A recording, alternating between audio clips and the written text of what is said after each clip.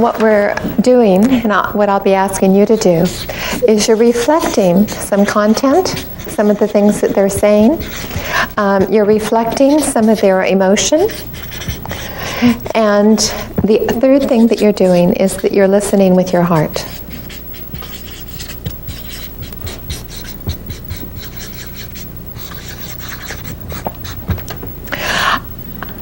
How do you feel when someone listens to you? Valued. Valued, okay, important. What do people often do instead of listening? Talk. Okay, so they talk about... Or think about what they're going to say next. Think about what they're going to say next.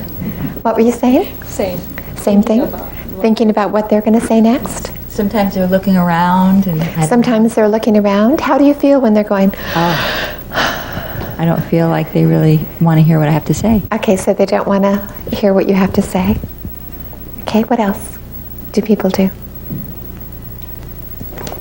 Project. Project, okay. They kind of twist your words to their own agenda. Okay, they twist your words to their own agenda. How do you feel when they do that? Disrespected. Okay, great. Okay. And what happens with this? What happens with a student if they get really angry, and then I get angry back at them? You feed that. Okay, I feed that. Clears up. Okay.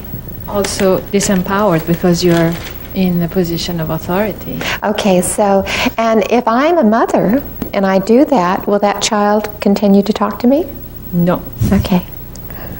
I always find it very wise, like, soon as not to take a position, because as soon as you take a position, you create the opposition. So.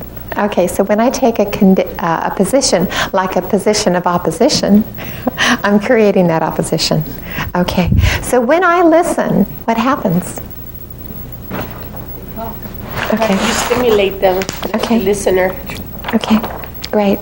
So active listening is a beautiful thing to do, to just honor people, you know, whether they are teenagers, and what it requires, especially teenagers, is getting out of the way for a minute and hearing them.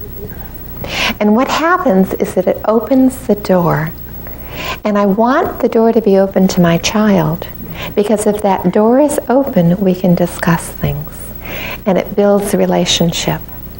And when I active listen and they get down to here, then I may stop active listening.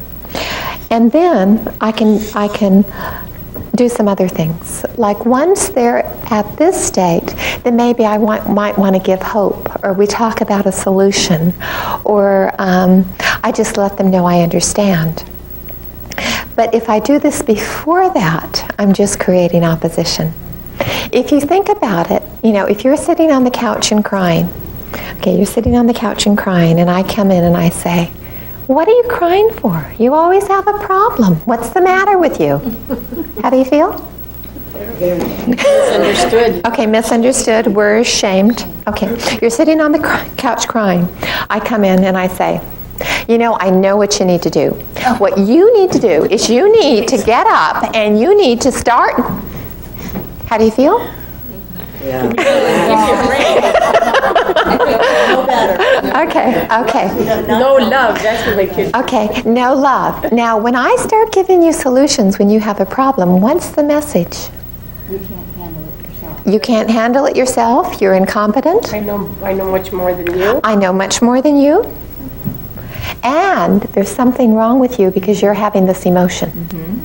Okay, so when there's a lack of acceptance of you on my part, you are not free to accept yourself.